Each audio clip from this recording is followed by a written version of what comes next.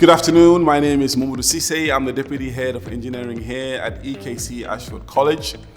I am responsible for enrolling and providing the educational service and support across the HNC Higher National Certificate in Engineering. We are introducing the mechanical, which is the new mechanical engineering pathway. Currently doing general and electric, and we're introducing the mechanical pathway.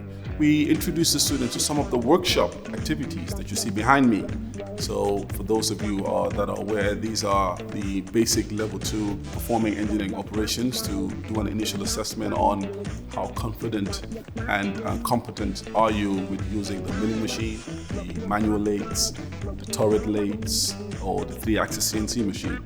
Brilliant kit that we then embed as part of the manufacturing sort of upskilling of our learners. And even prior to that, we make sure that the learners have the opportunity to also appreciate the product design element. What do I mean by that? Using the computer-aided design softwares upstairs in the CAD room. We use a variety of computer-aided design softwares, CAD softwares ranging from Autodesk Fusion 360, Autodesk Inventor, AutoCAD, and SolidWorks.